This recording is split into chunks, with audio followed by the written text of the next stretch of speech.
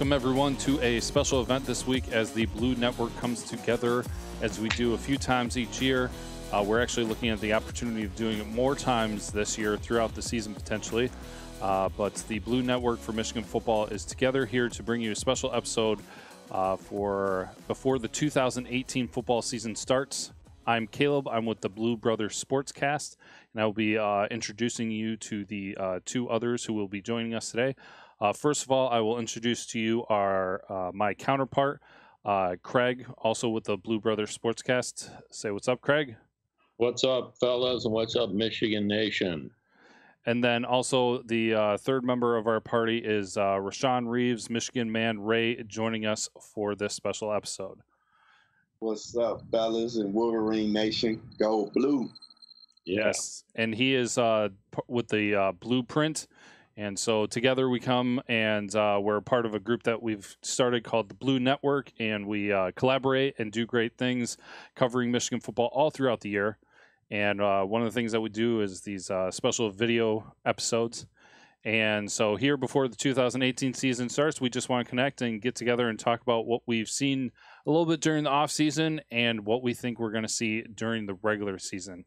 So I think probably what I'll start off with is asking the biggest impression or the biggest things that you noticed during the offseason for Michigan. Let's start with you, Craig. What was something big that you saw during the offseason that really impressed you or you really liked?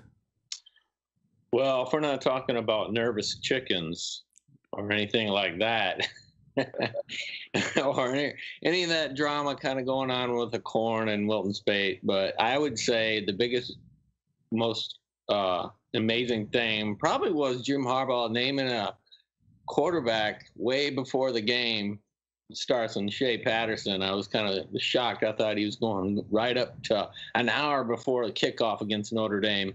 And no, he surprised me. I think we all knew Shea Patterson was going to be the quarterback, but, you know, in Jim Harbaugh form, he always surprises us and does something that shocked me. And I went, whoa, Shea Patterson is the quarterback, of course, but he did it like a week and a half before that. So that, to me, you know, that's so not in his wheelhouse, but for him to do that just shows that, you know, Jim Harbaugh doesn't follow the rules of us and normal football. He does it the way he does, and I actually kind of enjoy it. He always keeps me on my toes. So, yeah, no, definitely agree. Rashawn, what was your reaction to that announcement not too long ago about Patterson being the starter?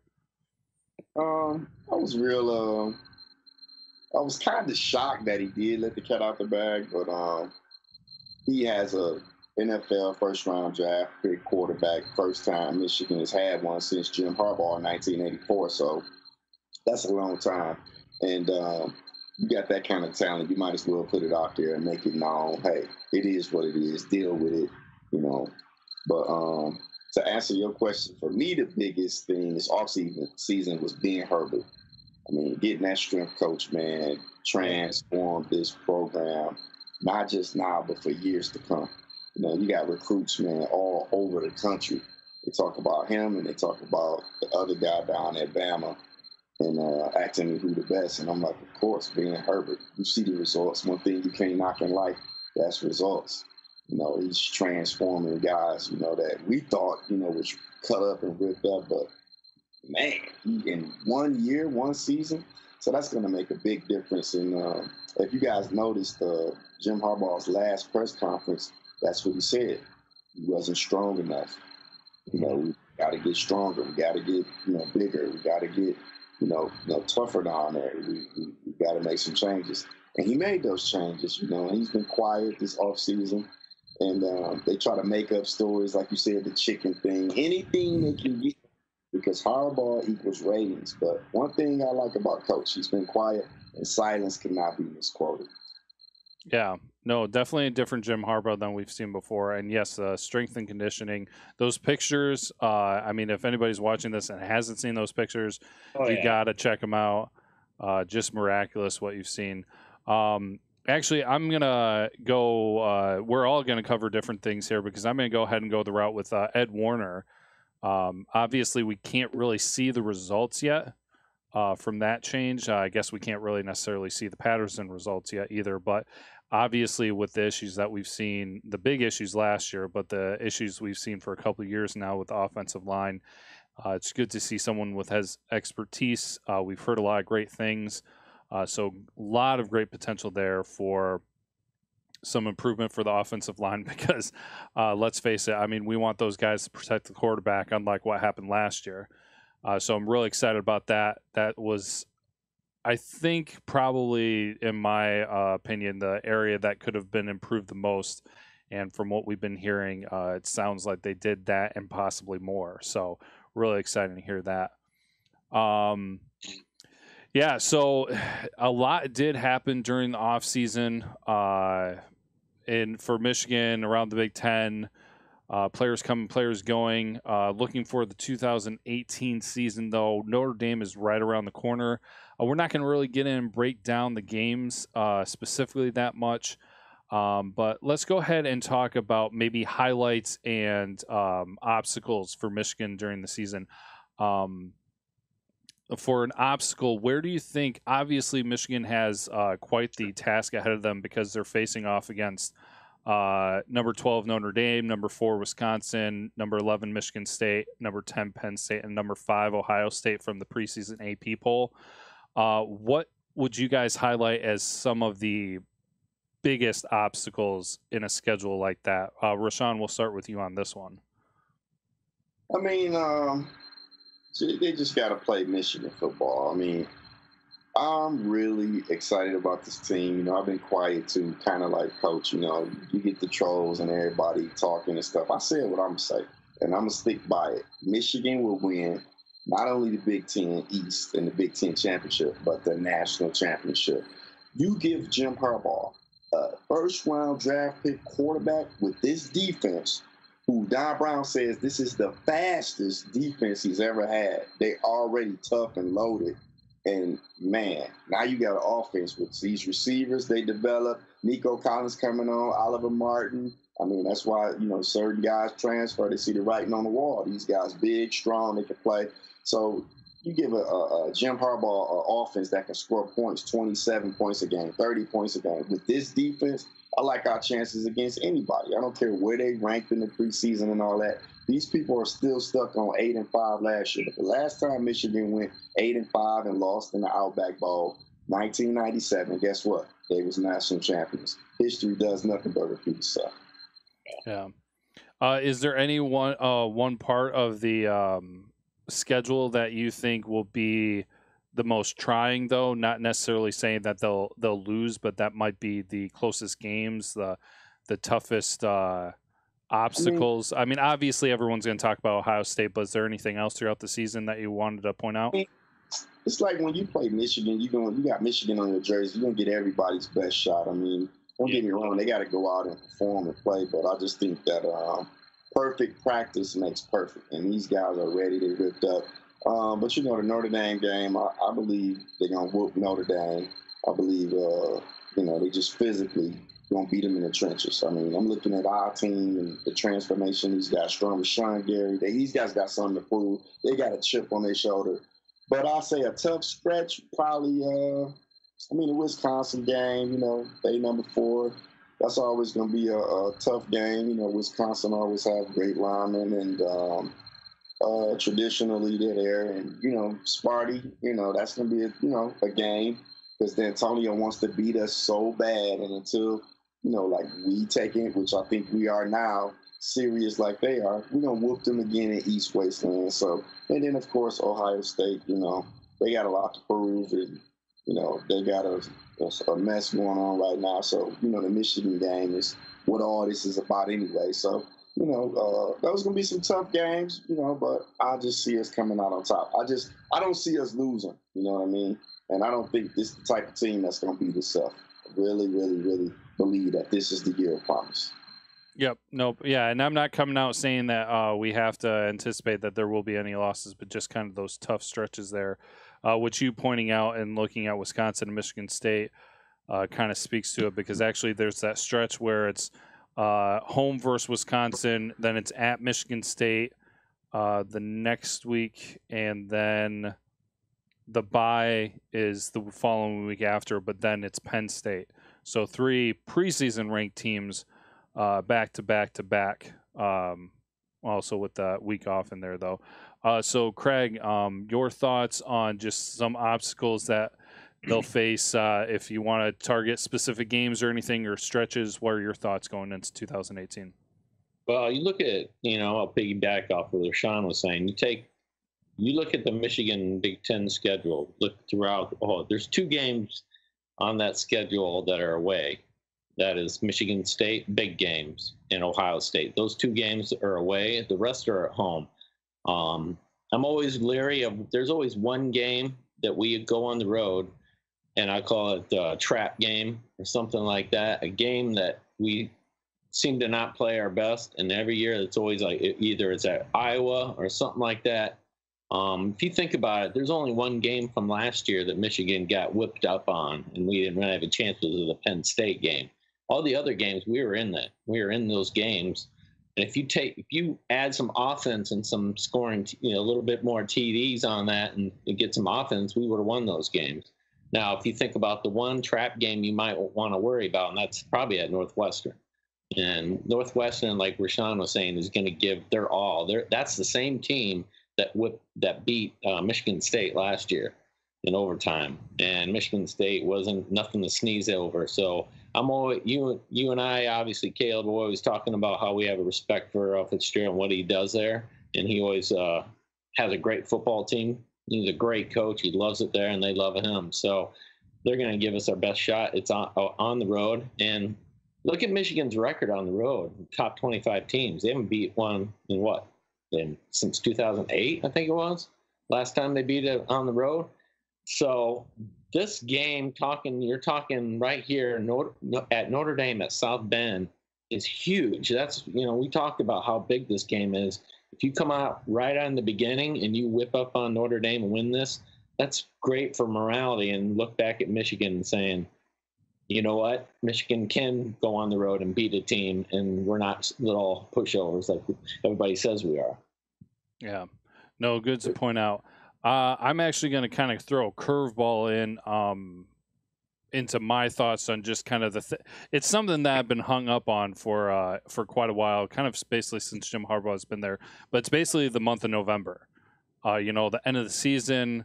Yeah. And I think with what Rashawn was pointing out with the strength and conditioning that the team's gone through, that's going to prove itself in November, because it seems like the past 3 years when Harbaugh's been there, it's been awesome. It's been great. But November comes around and the team is just kind of tired. They're a little bit out of it. Maybe it's been that conditioning and things, but it's also been a grueling schedule because out of the 3 games in November in the past years, it's been Ohio State and Wisconsin. Then it was Ohio State and Penn State.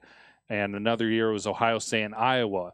But this year, things might be more in Michigan's favor because, of course, you can't overlook any game. But going into the Ohio State game, Michigan is going to be playing at Rutgers and then versus Indiana. Of course, Indiana is a very credible team, but it's a little different compared to when you have to throw in Wisconsin, Penn State, or Iowa directly before Ohio State.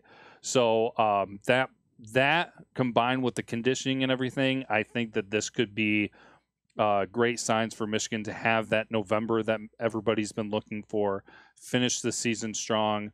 But that's been their trial and test year in and year out since Harbaugh's been there. But this year is looking good with that. So as far as with the season, we looked at in general and everything. Do you guys want to get specific with any players? There have been things said. There's news coming out of practices and everything. Do one of you want to start with a conversation on some people that you've heard great things about, or that you personally think that you're going to be watching throughout the season? You want to go first? I got 3 guys, but you can go. Go ahead, Craig. Yeah, if I jump in and just, I think we're talking about probably the biggest issue with Michigan last year was that offensive line. And I think, one of the biggest players I'm going to start looking at, and actually there are 2 of them, but I'm going to call it the anchor, And I'm going to say it's going to be Ruiz or it's going to be Bredesen, man. Those two guys right there. And Ruiz, I think, is going to be my guy I'm going to be looking at because he's going to be anchoring that offensive line. And if that dude, he's an All-American, he is strong, he's built. Like Rashawn was saying, Herbert's got those guys working hard. He up past the third quarter, right? We're talking about Michigan seems to be they got kind of tired when the fourth quarter comes around. So it looks like they're ready to go all four quarters. And you take Ruiz anchoring that offensive line. I'm going to be really looking at him to see what he can do at the center position. And yeah, I mean, obviously Michigan was really in trouble last year. Just couldn't block anybody on the passing game, and so he's going to be a big part of that. So, and Bredesen, I mean, obviously he will too. Because you take Bredesen too, he's literally replacing Mason Cole, and when you do that, that's really tough to do. When you like that, who was anchoring that position, and he's going to go in there and do a really good job. I'm hearing a lot of good things about him. So. All right, great. We'll hand it over to you, Rashawn, then. And breaking news: Jeff George just transferred to Pitt. Oh yeah. He didn't like the announcement. But anyway, my three dudes, I should say, Lawrence Marshall is having an outstanding camp. John Runyon and Michael Dunford. Those guys, day in, day out, they tearing it up, man. You know, they have an outstanding camp. They standing out, separating themselves. And it's really great to hear, especially with John Runyon, you know, because, you know, his dad was a stud lineman at Michigan, and you kind of know what's in his DNA. You've been waiting for it. You add Coach Ed into the mix, and you add Ben, the guy gets stronger. You know, he spent another offseason, you know, with his father, getting things going. I mean, I'm really excited about him, and it was great to hear that he's having an outstanding camp, and that he stands out, and that Michael stands out, and that Lawrence Marshall stands out. So it does nothing but just add to our depth, you know. Barring any injuries, I just see Michigan winning out, man. Big Ten, national championship, man. I mean, we going to the college football playoffs, man. That's just from our head and heart. It's the year of promise. You heard it here first. Yeah, and we'll be touching on more of that later for sure. Well, I don't want to go like a cliche route, but I'm going to kind of go in a progression here because obviously everybody's going to be wanting Shea Patterson. It's going to be awesome to be able to have a confident, capable quarterback. We've had quote-unquote capable quarterbacks, but we've seen it. We saw it with the documentary from last year and everything. You know, they were missing that confidence a lot. And he's got attitude, and I think he's going to bring something amazing to this team. But I'm going to go where that's going to spread then because I think this wide receiver core is, you know, super special, and it's going to be amazing to see Shea Patterson connect with Tariq Black, Donovan Peoples-Jones, Grant Perry. I think that the passing game is going to be amazing. It's kind of making me wonder, and maybe this will kind of be something that I'll touch on briefly here. But, you know, what's going to be more successful, the passing game or the running game? You know, honestly, it could be a toss-up, but I think the passing game is going to be something amazing this year. And once that gets successful and everything, Karan Higdon and Chris Evans are just going to run all over the place. Yeah, absolutely, Patterson. So I guess with that, quick side note, I wasn't really planning on this, but how do you guys feel? What do you think is going to be more successful? Not necessarily saying the other one's going to suck or not live up to potential, but which one do you think is going to be more successful, the running game for Michigan or the passing game? I'll start with you, Rashawn, on this one. You know, I'm just excited because, you know, shout out to Coach Harbaugh, man. He took a lot of heat and stuff like that, you know, when he first took over the program and the record against the rivals. Now you've given him the ingredients to go cook that 5-course meal.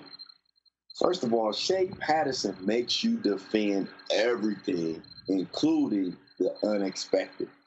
Mm-hmm. You throw that in, you got two really starters at running back with Higdon and Evans. Then you throw in Christian Turner, you could throw in Samuel, Taylor, all these guys can run behind this offensive line. So now it's like you can't stack the box.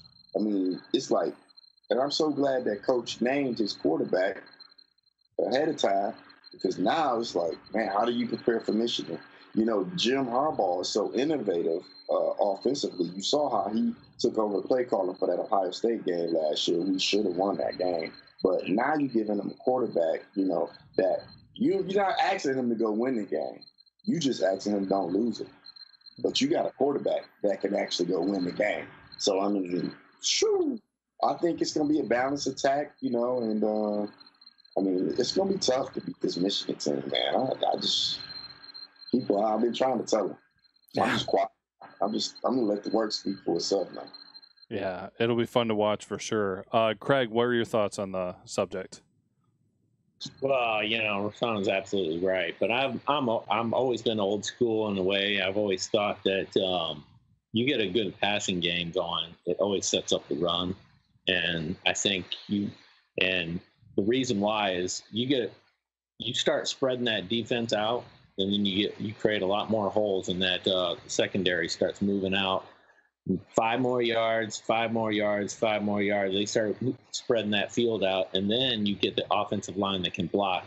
Michigan never had any problem really blocking on the run last year. They were good. They weren't great, but they're good. Good enough that Higdon actually ran all over him. He did so much. He was a grinder. He got those extra 2 to 3 yards more than I expected, when he should have been tackled. But you take Shea Patterson, you take a offensive line that possibly could break down. The guy has wheels. He actually mobile. He actually extends plays when that happens. So that gives us a big edge when it comes to that. And then he's such a weapon, and they're going to be worried about him so much. And then you get offensive line is able to block in the run game, and you got Higdon. And that offensive line is going to, muscles. And man, I'm telling you, those guys are going to be grinding, and you're going to see Higdon really hitting the holes. I think Higdon's just going to run rampant all over teams because they're going to be so worried about Shea Patterson. Think about it. Last year, all the teams that went against us all stacked the box. That's all they did, is because you know what? Michigan had no threat throwing the ball because they couldn't block. And so when you had such short blocking with the pass, they just stacked the box, and Higdon did what he could, and the offensive line did what they could. So, but now, not this year, man. I think this is a year for Shea Patterson to break out. I think the receivers are much better. We have talent everywhere. We got Collins, a threat in the end zone, man. You got Tariq Black, like you were talking about. You got Perry in the slot, and you got Martin out there, too, just in case. And look at all the tight ends, man. We got Gentry, we got Eubanks, we got these guys that are just skyrocketing. And Gentry's sitting there at what, 6'8", 6'9"? I don't know what he is. He's like a monster. You just throw the ball up to him. And that right there, you get that balance going, like Rashawn was talking about, it is deadly. And Michigan didn't have it last year. And think about it, we didn't have it last year, but yet we almost won the games. Still, we almost won a bunch of games doing that, and all we need to do is get that going. And I like what I see, man. I really do. Look, don't forget we got the #1 defense in the country. Yeah, Explosive offense. And I'm not even getting into the defense. So yeah, exactly. Headlock, man. What? So just so that I have it right, were you saying just another balance attack, Craig, or were you saying the running game over the passing? Well, I'm more of like, I think passing over the running game, but okay. I think what it is it's a balance. You have to use the balance where you start using the passing game, they don't know what to do, and then they start worrying about that, and then it's the running game. I call it a nice little dance. It's a dance. It really is. It's a dance during the game. Honestly, I think you could slightly say running, because I believe Michigan going to be up in these games. And they're going to be running the clock out. Mm-hmm. Yep. This ball control offense, because they're going to be up in these games. So, I could slightly see running. But, I mean, it's just great to have a weapon like this guy. Makes you defend everything, man. I mean, the first downs. I mean, we're talking about how many games did Michigan, all you needed a first down to win. mean, we had so many games. All we had to do was get a first down, extend plays, get he was short still. Yeah, we're so short, and we couldn't get that, and it gave the ball back to the other team to win it or run the clock out, and it was so unnerving to watch that, and yet that's what we're going to see this year. I don't think we're going to see that anymore. I think when it gets to a close game, you got Shea, Patterson, you're going to have Higdon, and these guys are going to be able to get the first down. I really do. I believe that. Yeah. Yeah, well, we've been focusing on player specific, but now we're going to take a step back, and so we're going to step back away from Michigan football for a second and talk about the Big Ten. I want to kind of get some quick opinions from you guys. We'll start with the West on who you guys think will come out of the West, win the West, who potentially could be a surprise team out of the West. Kind of like maybe your second pick or somebody that maybe just wasn't a team that wasn't very popular last year that might make great strides this year. And then we'll talk a little bit about the East and some things. And then we'll, of course, get into the discussion of what our overall thoughts are for 2018, even though we've already discussed it a little bit, but we'll get into that later on. So, Craig, we'll bounce right back to you then. As far as the West goes, who do you think is going to come out to win that division? And then who do you think might be kind of like a sleeper team that might be able to shake some things up there in the race in the West? Well, obviously the West, the big pick is going to be Wisconsin. They're always, and they should be the favorite. They got one of the best running backs, I think, in the Big Ten. Higdon's going to be one, I do, but, they've already got Wisconsin's running back. The guy's a sophomore, I believe, and he's awesome. And I think that's a given if you take Wisconsin and what they have, and they got pretty good quarterback there. But I'm going to pick my head's kind of going to lean towards Nebraska, only because they got a lot of guys returning. They got a good team. I believe they have a new coach there happening, and I'm going to pick Nebraska out of that. I usually go with Iowa all the time because they always have good team, and Friends always does a good job of coaching them. But I'm going to pick Nebraska as they're on their way up, and I think they've got a little swag up with them. So I'm going to pick Wisconsin. It's the safe pick out of the West, but Nebraska's knocking on the door there. So picking Wisconsin, and then your up and coming is watching out for Nebraska. All right, yeah. And Rashawn, what are your thoughts on the West Division? I mean, I kind of back up what my brother just said, but I got a shocker. I'm going to go with Nebraska winning the West. Okay. Wisconsin finishing second. Kind of like Scott Frost, man. I like his swagger, I like his edge, and the guy can coach. And now you're about to give him, slightly better talent than he had, at UCF. And he really, really he's like Coach Harbaugh, man. He back at his alma mater. He wants to win. He wants to win now. And he likes being under the radar. And just watching some interviews and watching some of the moves he makes, and I believe that they're going to win the West. They're going to shock some people. They're going to win the West. Yeah, Nebraska. And for a sleeper team, I'm going to have to say Iowa will be my sleeper. But I do believe Wisconsin will probably finish second. But you got to watch Iowa as well. Yeah, Iowa's definitely that one that you just never know. They always hang around. They always do that every year. They kill momentum, man. They killers over there. Yeah, they did that to Ohio State last year.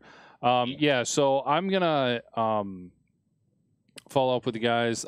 Wisconsin, is definitely kind of the favorite. I'm probably going to go ahead and say that I think that they're going to be the ones that wind up winning that division. I definitely understand and agree with Nebraska and Iowa being in there in that discussion and everything. I actually kind of feel that second place and or the surprise contender, I would probably actually hand it to Iowa, just kind of breaking things down a little bit more. Wisconsin will be they all play each other. Iowa, Nebraska, and Wisconsin, they all play each other. But Wisconsin has to go through playing Michigan and Penn State, while Iowa only faces Penn State for the crossover game this year.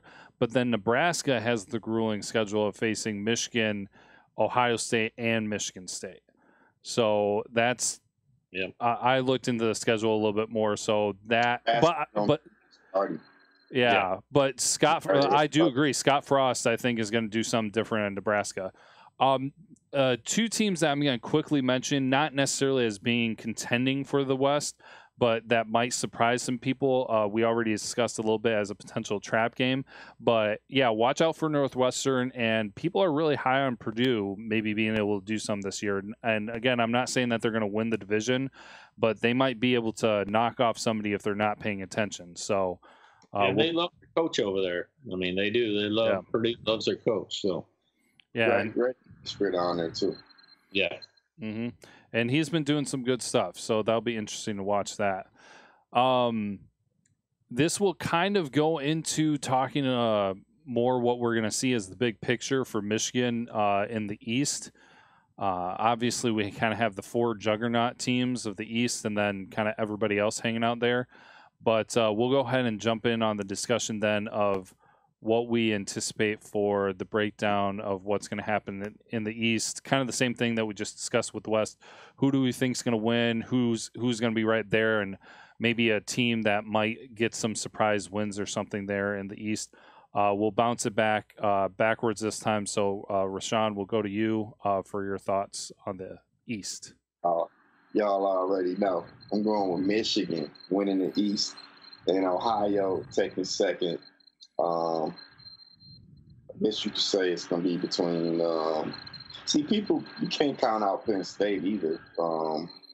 Even though they lost Barkley, they still got Sorsey or whatever.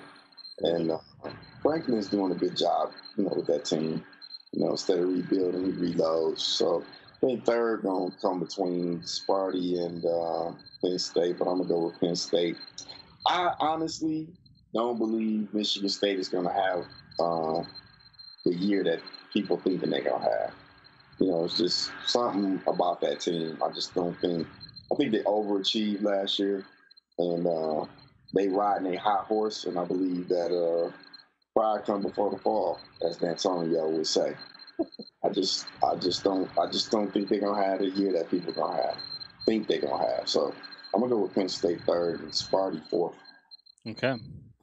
All right. Thank you for that. And then Craig, if you would share your thoughts with us.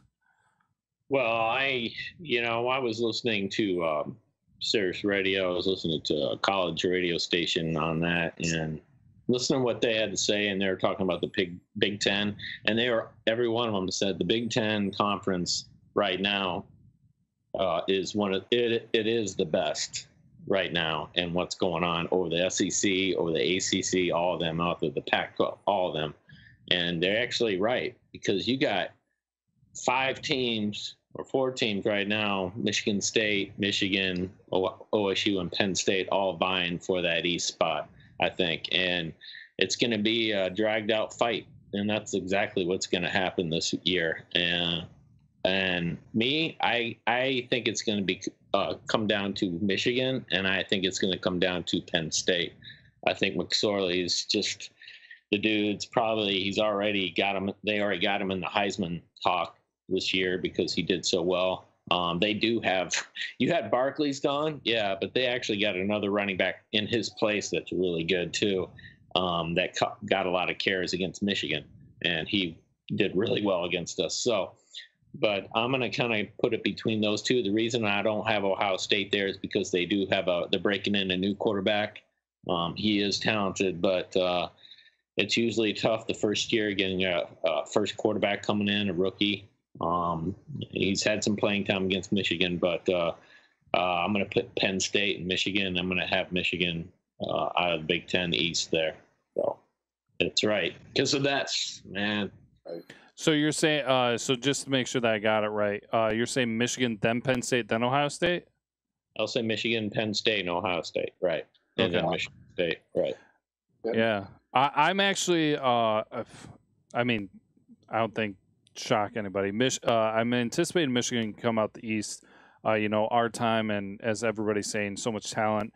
I'm kind of concurring with Craig, where I kind of feel I don't know what it is. So much is going on, so maybe that's contributing it. But it's one of those feelings. And actually, I've already had two things happen that I anticipated would occur with Ohio State, where I was going to say in 2018 we're probably going to beat them, but something stupid's going to happen, and they're going to have all the excuses in the world to say why we beat them. And here's all this stuff going on at Ohio State with Urban Meyer. So now they've got lists now. Yeah, Right. they've got this list that they can go back to and just be like, oh, hey, now this is why you beat us, because of X, Y, and Z. Like, it's not just one thing. They've got multiple things. So I feel like that could happen. But I also feel like it could be for them, essentially, because of all the success that Urban Meyer's had, technically a quote-unquote down year. And they could possibly slip into the third spot into the East. So I would not count that out. I would agree with that. And also agreeing with you, Rashawn, where I feel like not that none of these teams are going to that any of them are going to do bad, but I don't see it for Michigan State. I don't really see it for Penn State. Everything seems to be looking up for Michigan, while all Ohio State, Penn State, and Michigan State, you just look at it and I don't feel it adding up for them. So yeah, it'll be kind of. Yeah, do you think because a lot of teams, Lewerke, I mean, that he came on the, when he came around, he ran the ball a lot. A lot of people couldn't stop him, but maybe a lot of teams figured out how to stop Lewerke. You think maybe this is a year to do that? So that's what I think. Yeah. It's very possible. That's the thing with coaches' first years at programs like Scott Frost at Nebraska, and also first year for quarterbacks. There's always that nuance and the different things that other programs have to account for in the game planning. So it's always a little bit tricky. So I would agree with that. Yeah. There you go. Yeah, I know there's something about Michigan State, like I was saying, that maybe I think a lot of teams are going to be gunning for him because they're going to look at him and say, this guy likes to throw it, but he also loves to run it through the middle. He runs it, and he burned Michigan on a couple times doing that. Not this time. Not with this defense. Not with that. That's not going to happen.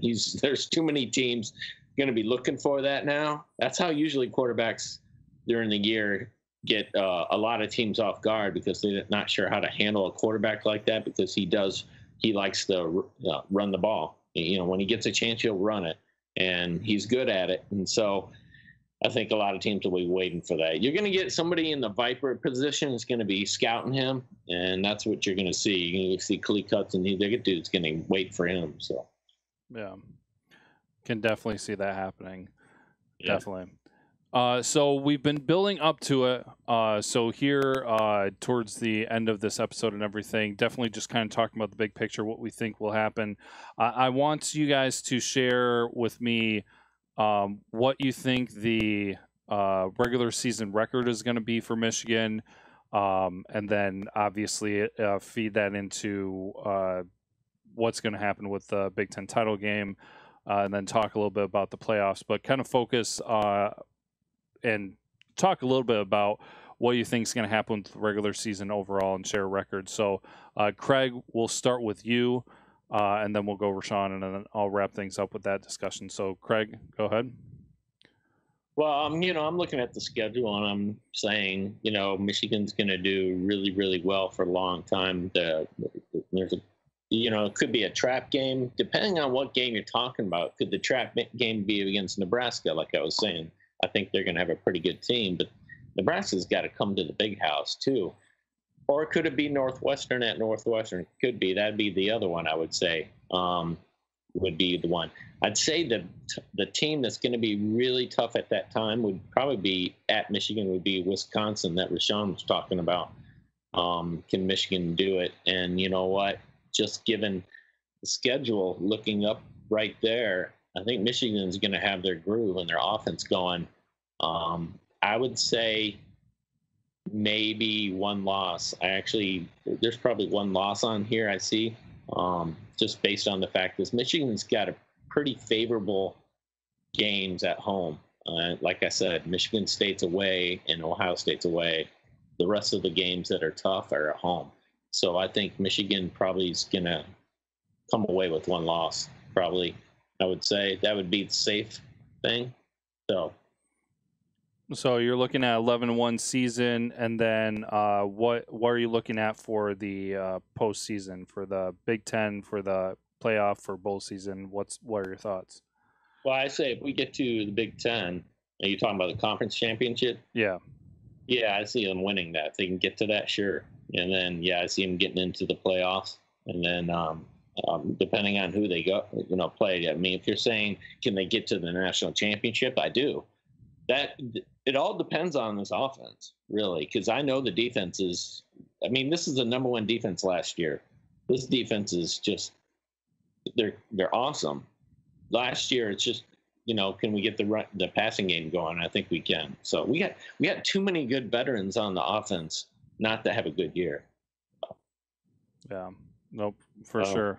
Changes coming to the offense, that's for sure. So you're saying, can they beat Alabama or Clemson? Look, Clemson's walking into this year with probably I mean, they got all-stars on that defense like crazy. I don't know if you saw it. It's sick. I don't think I've ever seen a defense like this. They're going to be matching up with Michigan. So I don't know. I don't know what it's going to look like. It's really tough to say Michigan can win it all. Of course they can. That's, I know that. They got the talent. So. All right, we'll hand things off to Rashawn then. I see them winning it all, man. I don't see them losing. So I've been saying it all summer. I study a lot of film on this team. We've been in every game. Like, the only game we really wasn't in was the Penn State game. Yep. And we was basically handicapped. We didn't have a quarterback. Complete, and we had young receivers. You saw that problem. We had a weak team, so to speak. They wasn't strong like they are now. And you giving Harbaugh all the ingredients for the championship. There's no excuses. So I'm going all the way, baby. Undefeated, 12-0 regular season, and all you gotta do is get to the college football playoffs. And I like Michigan's chances because what they say, defense wins championships. I believe this offense is gonna be explosive. This guy Shea Patterson, man, like I said, makes you defend everything, including the unexpected. Now you're talking about the number one defense where they got points and a lead to play with now. And I just really, just the year of promise, man. I just really feel a lot of 97 going on right now. Yeah. 1997. So I'm going Michigan all the way. I'll be shocked if they lose a game. Yeah, no, that's something good to point out about Michigan being able to play with the lead and have that defense. So, yeah, that's an interesting thing to point out. It could be vastly different for them this year playing like that. Yeah. For me, there's obviously a lot of questions. It's always so tough when you come into the season, and there was no spring game, so there was no reference to see anything. But obviously, so much progression has occurred from what we've heard and some of the things that we've seen since when the spring game would have occurred. So that even really wouldn't be the best reference. But a lot of progression all across the board. The strength and conditioning. I know this team can go 12-0. I guess I would be going with this as I did a couple things last year where I was like, I know this team can win this game, but I also kind of think that they need to prove it. I'm going to go more with Craig with saying 11-1, because some of those fluky, weird things happen, and I hate it, and I know that they can overcome it, and that it doesn't have to happen. But the Iowas and those things that you hate to see happen. So I'm going to go with 11-1 for the regular season, but I do see, finally breaking that terrible long streak since, gosh, what is it? 2006 or was it 2003, the last Big Ten title for Michigan. So I see them taking that and making it to the college football playoff. It is definitely hard to say because then at that stage of the game, you're going to be playing against most likely two experienced playoff teams, whether you're looking at Georgia, Alabama, Clemson, or even Oklahoma at this point, all teams with college football playoff experience. So to say exactly how far it's going to go, I know and I believe that this team can win it all. But at this stage, with the first game being next week, I'd like to see some. So I'm putting it down as a one loss on the season, and we'll see how it goes from there. And again, like I said, not downing them, not doubting them, just knowing that some of that weird stuff happens. So believing in it all and waiting to see how it rolls out then. So do you guys have anything that you want to add to the 2018 kind of preview?